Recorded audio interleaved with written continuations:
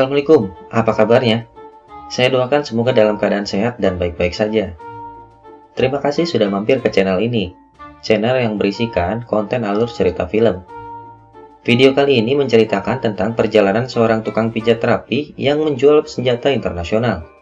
Amazing. Film ini diangkat berdasarkan kisah nyata. Seperti apa kisahnya? Mari kita simak videonya. Namun, sebelum nonton saya ingatkan kembali video ini mengandung konten spoiler. Jadi, bagi yang merasa keberatan bisa langsung skip videonya. Dan jika penasaran, silakan gunakan headset, cari posisi terbaik kalian, jangan terlalu kencang dan tonton videonya sampai selesai. Di awal film, kita diperlihatkan seorang pria yang telah diculik dan akan dibunuh. Di pagi hari dalam sebuah mobil, terdapat pria yang asik menghisap ganja. Pria itu bernama David Mordecai Peckers. Biar lebih mudah kita panggil saja David. David adalah seorang pria muda yang saat ini bekerja sebagai tukang pijat rapi online dan mempunyai usaha sampingan, yaitu menjual selimut dan juga spray. Meski banyak penolakan untuk tawaran harga ekonomis yang David berikan, namun tetap saja David tak pernah menyerah. Patut dicontoh. Lalu scene kembali beralih pada sebuah upacara pemakaman. David yang menghadiri acara pemakaman itu bertemu dengan sahabat masa kecilnya dulu yang bernama Ephraim Deverly. Kita panggil saja Ephraim. Layaknya sahabat apalagi sudah lama tidak bertemu, David pergi bersama Ephraim dan membatalkan semua schedule penjualan spray dan juga pekerjaannya. Dalam perjalanan, Ephraim banyak bercerita kepada David. Ephraim mengatakan dirinya di Los Angeles bekerja dengan pamannya sebagai penjual senjata sitaan yang mereka jual kembali di internet. Dan Ephraim berencana untuk membuka usahanya sendiri di Miami setelah dirinya bertengkar dengan pamannya. Mengingat kenakalan masa muda dulu, Ephraim mengajak David untuk membeli sebuah ganja. Namun, sekelompok pria mencoba untuk mengelabui Ephraim dengan cara uang yang sudah diterima pria kulit hitam itu, namun ganja yang Ephraim inginkan tak kunjung diberikan. Karena Ephraim dianggap sebagai pria culun dan tak berguna. Merasa dipermainkan, tiba-tiba Ephraim ngebredet. Merasa dipermainkan, tiba-tiba Ephraim melepaskan beberapa tembakan dan kelompok pria itu pun kabur. David yang melihat kejadian itu sempat panik. Namun, Ephraim mengatakan dirinya memiliki lisensi senjata kategori ketiga. Dan David hanya bisa terdiam, kagum melihat temannya Ephraim saat ini. Di malam hari saat David pulang, David mengatakan kepada istrinya yang bernama Is bahwa Ephraim sahabat masa kecilnya telah kembali ke Miami. Esok harinya, David diundang untuk datang ke kantor baru Ephraim. Di dalam kantor, Ephraim mengatakan dirinya sekarang menjual senjata hanya pada tentara Amerika.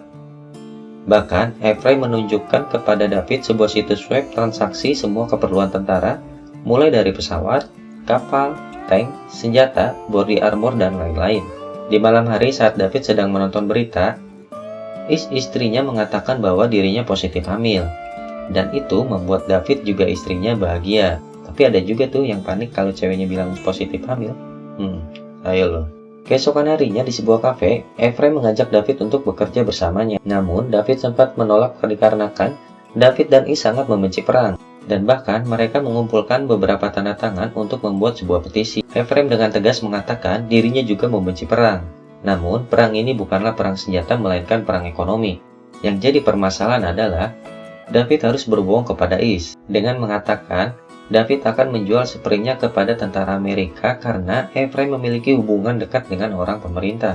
Selama 6 minggu lebih, David kursus belajar tentang penjualan senjata dengan Ephraim. Ephraim ini mengetahui semua jenis, merek, model, dan beratnya sampai tempat produksi senjata. Semua itu Ephraim dapat saat bekerja bersama pamannya di Los Angeles. And if there was an angle to be played, he knew about that too. Hari-hari David dihabiskan dengan mencari web di situs pemerintah. David mencari kontrak-kontrak jual beli senjata yang diabaikan, hingga pada suatu hari, David menemukan sebuah kontrak perdagangan dengan produsen senjata di seluruh Eropa Timur. Terlihat, David dan Ephraim mendatangi sebuah tempat pencucian pakaian, bukan untuk mencuci baju, melainkan Ephraim mengenalkan kepada David pria yang memasok dana untuk setiap transaksi Ephraim. Pria itu bernama Ralph Slutsky. Dia adalah seorang pengusaha lokal yang memiliki 14 titik usaha di wilayah Miami. Di dalam diskotik, David mengatakan kepada Ephraim bahwa dirinya mendapatkan kontrak dengan Henry Girard. Ephraim yang mendengar hal itu sangat terkejut dikarenakan selama 20 tahun terakhir, Henry Girard adalah penyuplai kedua belah pihak pada semua konflik di dunia ini. Saking semangatnya dan ditambah doping yang Ephraim gunakan, Efraim mengajak seorang wanita yang melewati meja mereka untuk berkencan. Namun ternyata, wanita itu memiliki pasangan, dan terjadilah perkelahian di antara mereka. Akhirnya mereka pergi ke sebuah kafe untuk memesan beberapa makanan. Dan tak lama kemudian, David menerima sebuah telepon masuk, dan ternyata mereka mendapatkan kontrak Baretta dengan Kapten Santos, yang dimana mereka akan mendapatkan keuntungan 10 kali lipat lebih besar dibandingkan transaksi sebelumnya. David yang menerima telepon itu pun merasa senang dan sangat terkejut setelah Efraim mengatakan keuntungan yang didapat sebesar 600.000 US dollar, yang dimana 30% milik David adalah 180.000 US dollar. $180,000. Holy fucking shit. Kalau dirupiahin cukuplah beli seblak buat mandi setahun. David tak menyangka, dalam waktu 2 bulan mulai bekerja bersama Efraim, dia bisa mendapatkan uang lebih banyak dibandingkan David harus kembali menjadi tukang pijat refleksi seumur hidup. Scene beralih. Terlihat David dan Is sedang memeriksa kondisi janin dalam kandungan. Namun, saat dokter akan memberitahu jenis kelamin sang janin, dengan terpaksa David pergi keluar untuk menerima telepon dari Kapten Santos di Baghdad. Kapten Santos hanya ingin memastikan pengiriman Baretta tidak terhambat, dikarenakan negara Italia sudah mengesahkan undang-undang tentang melarang semua pengiriman senjata ke Irak. Baretta adalah pistol Italia yang dibuat dan dirakit hanya di Italia. David dengan santainya menjawab, semua sudah terkendali, meski sebenarnya David tidak mengerti mengenai apa yang Kapten Santos katakan soal undang-undang. Di tempat latihan tembak, David yang panik karena Baretta tidak bisa dikirimkan, Efraim pun menenangkannya. Dia mengatakan bahwa Baretta akan transit di negara Yordania, karena Yordania adalah negara sekutu Amerika dan tidak mempunyai masalah dengan Italia. Lalu, Baretta akan mereka kirimkan ke Irak setelah sampai di kota Yordania. Di malam hari saat David dan rekan-rekannya makan malam bersama, Efraim datang dan mengatakan bea cukai Yordania telah menyita Baretta yang akan dikirimkan kepada Kapten Santos. Benar saja, Kapten Santos yang mengetahui berita itu langsung menghubungi David. Dengan berbagai macam alasan, mereka mencoba untuk meyakinkan Kapten Santos agar kontrak tidak dibatalkan secara sepihak oleh Kapten Santos. Tanpa mereka sadari, Is mendengar percakapan mereka dengan Kapten Santos, hingga pertengkaran antara David dan Is terjadi karena kebohongan yang dilakukan David terhadap istrinya Is. Dasar sahabat Bahlul, Efraim tiba-tiba masuk dan menanyakan paspor milik David untuk berangkat ke Yordania keesokan harinya. Sesampainya di Yordania, David dan Efraim menemui orang-orang yang memang ahli dalam bidang penyelundupan barang-barang ilegal, dan dibantu seorang anak kecil yang menjadi translator mereka. Sampai akhirnya mereka menemui kesepakatan untuk membawa Baretta ke Irak. 3 hari berlalu, mereka belum mendapatkan kabar apapun mengenai keberangkatan Baretta miliknya. Mereka yang merasa tertipu oleh bocah 11 tahun itu pun akhirnya mendapatkan kabar baik. Akan tetapi, keberangkatan melalui jalur darat, bukan jalur udara yang mereka inginkan. Dengan terpaksa, akhirnya mereka berangkat melalui jalur darat menggunakan truk yang dibawa oleh pria Yordania yang bernama Marlboro. Dia mengatakan, keselamatan pengiriman 50-50 jika berkendara pada siang hari. Saat di malam hari masih dalam perjalanan, ketika di perbatasan mereka sempat dijegat oleh Polantas dari negara Irak dan melanjutkan perjalanan menuju Baghdad dengan melewati provinsi Anbar setelah sang supir memberikan 2 selop rokok kepada Polantas tersebut. Pungli di Irak 2 selop rokok Marlboro doang? Wow. Di pagi hari, David yang terbangun berada di sebuah tempat pengisian bahan bakar. David yang sempat mencari sang supir justru melihat mayat. David yang ketakutan dengan panik membangunkan Efraim. David lupa bahwa mereka sedang berada dalam zona perang. Saat David sedang menelpon istrinya Is, dari kaca spion David melihat 2 mobil hitam yang sedang melaju ke arah mereka. Merasa itu bahaya, David langsung menutup telepon dan memanggil Efraim. I love you, bye.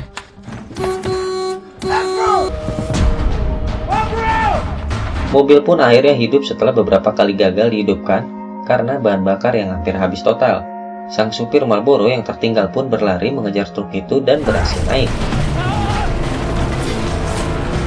Mengetahui truk tidak ada bahan bakar, Marlboro langsung mengisi bahan bakar dalam keadaan kondisi mobil berjalan. Meski mobil mereka terkena beberapa kali tembakan, mereka berhasil selamat dari kejaran perompak gurun itu dengan bantuan pasukan tentara Amerika yang sedang berpatroli di area tersebut.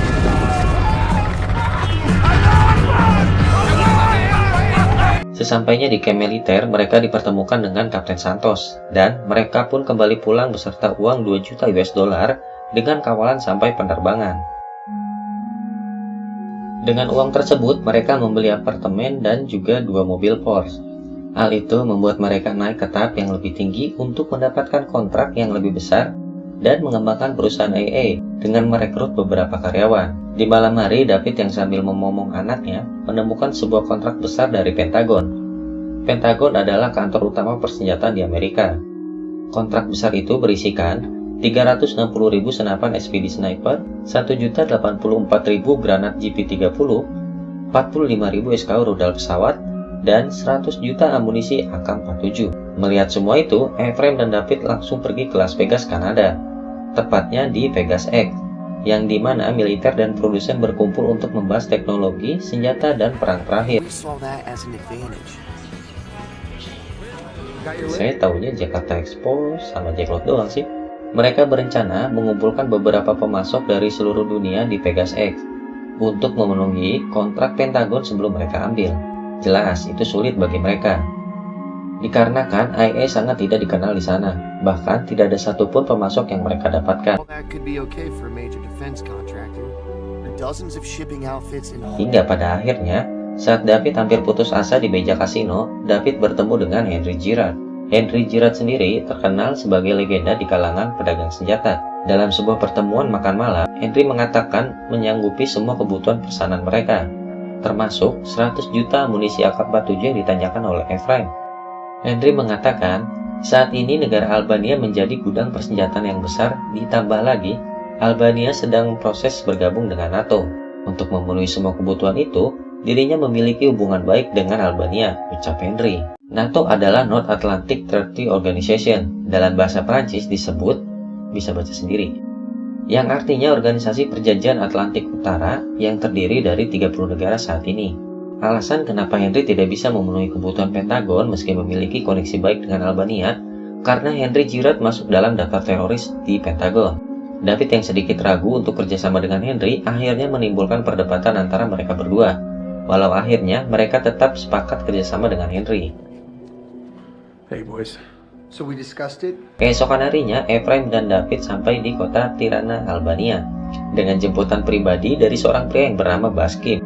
Lalu, mereka bertemu dengan Yili Pinari, kepala perusahaan ekspor perlengkapan perang terbesar di Albania. Sedikit informasi, Albania memiliki 700 gudang di berbagai negara, bahkan di negaranya sendiri, sekolah, rumah sakit, bahkan tempat ibadah, mereka jadikan gudang penyimpanan persediaan senjata. Serem juga Albania. David dan Ephraim diperlihatkan amunisi AK-47 yang mereka butuhkan, yang tersimpan rapi dalam kargo dan tertutup rapat selama 40 tahun lamanya. Mereka yang kembali ke Miami mencoba untuk membuat penawaran kepada pihak Pentagon. Setelah 5 bulan menunggu, akhirnya kabar baik yang mereka tunggu-tunggu datang. Pentagon menerima tawaran IA yang dipimpin oleh Ephraim. Namun, mereka belum bisa bersenang hati, dikarenakan mereka bertransaksi dengan pemerintah, yang dimana IA akan diaudit dan diinterview terlebih dahulu sebelum semuanya terrealisasi. Selama 2 minggu setelah pemasukan semua pembukuan kas dan lain-lain, mereka memasuki sesi interview. Merasa tegang, David dan Ephraim memilih untuk teler terlebih dahulu dengan menghisap ganja. Saat mereka menuju ruangan interview, Ephraim mengatakan kepada David bahwa dirinya mendengar banyak langkah orang di lantai itu. Tapi ternyata itu adalah efek dari ganja yang sangat kuat. It was really strong shit. Okay. Setelah selesai interview, terlihat Ephraim dengan emosi menendang tembok. Itu dikarenakan tawaran mereka lebih rendah 53 juta US dollar dari pesaingnya. Itulah sebabnya Ephraim merasa sangat rugi besar. Namun apa daya, transaksi sudah hampir menuju finish. Scene beralih. Terlihat David yang pulang ke apartemen miliknya. Terlihat juga David istrinya akan pergi untuk tinggal bersama ibunya. Is marah karena selama ini David berbohong kepadanya. Ditambah lagi dengan tumpukan uang yang David sembunyikan dari Is di bawah wastafel. Dan David pun hanya terdiam. Sebelum berangkat menuju Albania untuk mengecek pasokan sebelum dikirim, Ephraim sempat memberikan emas yang berbentuk sebuah granat sebagai simbol mitra kerja. Dan juga terlihat David yang memberikan sebuah kertas perjanjian mitra kerja mereka dengan hasil 70-30 secara tertulis kepada Ephraim. Pagi hari di sebuah hotel Albania, David diantar oleh Baskim menuju gudang. Saat peti akan dimasukkan ke dalam truk, David melihat peti yang berisikan amunisi AK-47 itu made in China.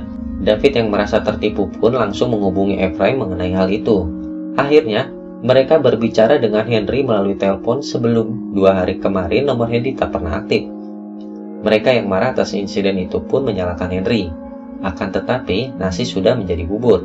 Beberapa hari kemudian, memang pada dasarnya mafia, Ephraim memiliki ide untuk mengemas ulang peluru angka 47 itu dari peti kayu menjadi karton. Dengan begitu, mereka juga dapat menghemat biaya pengiriman. Meski sempat ragu dengan ide Ephraim, akhirnya David setuju.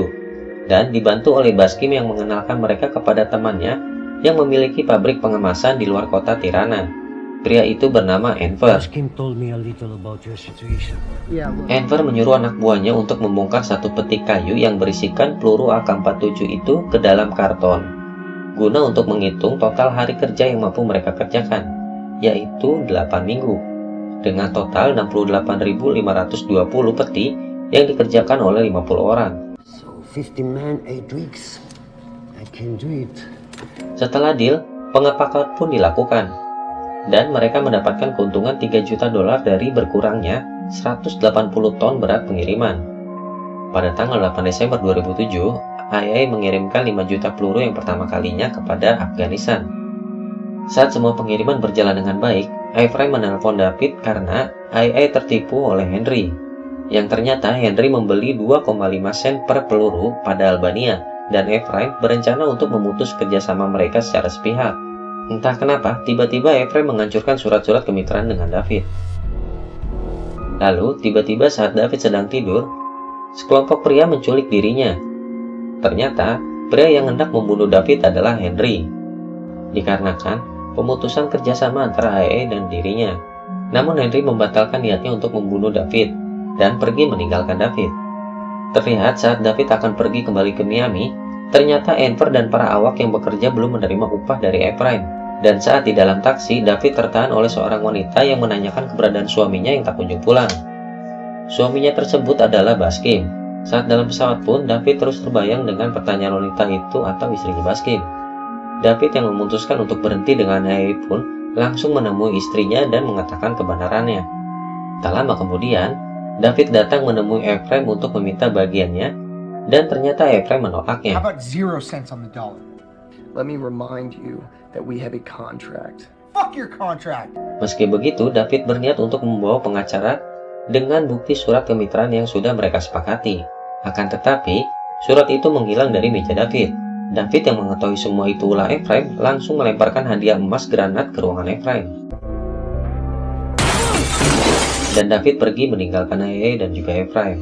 3 bulan kemudian, David kembali bekerja sebagai tukang pijat rapi, bertemu dengan Ralph yang mengajak mereka bertemu bersama. Di sebuah kafe, akhirnya mereka bertemu untuk membahas pesangon yang akan diberikan pada David sebesar $200.000. Merasa dipermainkan, akhirnya David membongkar semua kebohongan yang Ephraim lakukan terhadap Ralph, hingga kembali terjadi perselisihan di antara David dan juga Ephraim. Saat di rumah, David ditelepon oleh seorang reporter dari New York Times untuk menanyakan IA tentang pengemasan ulang amunisi buatan Cina. Dengan panik, David langsung menutup telepon itu. David yang akan pergi dari apartemen dengan istrinya East bertemu dengan Ephraim di dalam lift. Akhirnya mereka berdua membahas telepon dari reporter New York Times. Dengan kesal, David memukul Ephraim. Hingga saat lift terbuka, mereka justru bertemu dengan FBI yang memang sedang mencari mereka. Istri David pun menangis saat melihat suaminya David ditangkap. Terlihat Enver yang tak kunjung dibayar oleh Ephraim melaporkan semuanya kepada Pentagon. Hingga Departemen Luar Negeri meluncurkan penyelidikan skala besar yang berlangsung selama berbulan-bulan. Ralph yang juga ikut tertangkap meski sebelumnya, ternyata saat Ralph menemui David dan Ephraim di sebuah kafe adalah jebakan dari FBI. Semakin kuat bukti yang didapat saat FBI menyita komputer milik Ephraim yang di dalamnya terdapat daftar yang bertuliskan kemas ulang amunisi Cina. Kasus ini pun begitu meledak sampai masuk di berita beberapa negara. Ephraim sendiri dituduh dengan lebih dari 70 macam kejahatan federal, dengan hukuman diganjar 4 tahun penjara. Sedangkan David yang mengaku bersalah mendapatkan hukuman 7 bulan penjara tahanan rumah. Di akhir film diperlihatkan David yang kembali bekerja sebagai pijat terapi bertemu dengan Henry di sebuah hotel. Henry mengucapkan sebuah permintaan maaf kepada David karena telah salah mendapatkan informasi hingga terjadi penculikan terhadap dirinya, dan ucapan terima kasih karena tidak membawa namanya pada saat pengadilan. Di akhir perbincangan, David justru menanyakan mengenai keadaan Baskim, supir pribadinya saat di Albania. Bukan menjawab pertanyaan David, Henry justru memberikan uang dalam koper miliknya. Dan film pun selesai. Gimana filmnya? Kalau saya pribadi jelas suka, dikarenakan diangkat berdasarkan kisah nyata dan ditambah lagi, mereka ini masih berusia 20 tahun pada saat itu. Jiwa muda. Film ini memang diangkat berdasarkan kisah nyata. Di balik percaya atau tidaknya, yang saya garis bawahi adalah mereka sempat mengatakan Pentagon mempersenjatai Afghanistan selama 30 tahun. Bahkan sedikit informasi nih, pada tahun 2022, IA berhak kembali tender pada kontrak federal. Banyak pelajaran yang bisa kita ambil dari film ini. Salah satunya adalah bersyukurlah dengan apa yang telah kita dapat, seberapa banyak pun itu dan sebesar apapun itu. Dan satu poin yang terpenting, uang mampu merubah persahabatan, bahkan cinta. Nggak semua, tapi kebanyakan sih gitu. Mohon maaf jika salah-salah kata dalam pengucapan. Jika kalian ingin request atau punya referensi film yang ingin dibuatkan alur ceritanya, bisa langsung tulis di kolom komentar. Jika film sesuai dengan konten yang akan saya bawakan, maka akan saya bawakan di next video. Sekian dari saya, mohon pamit undur diri. Dadah!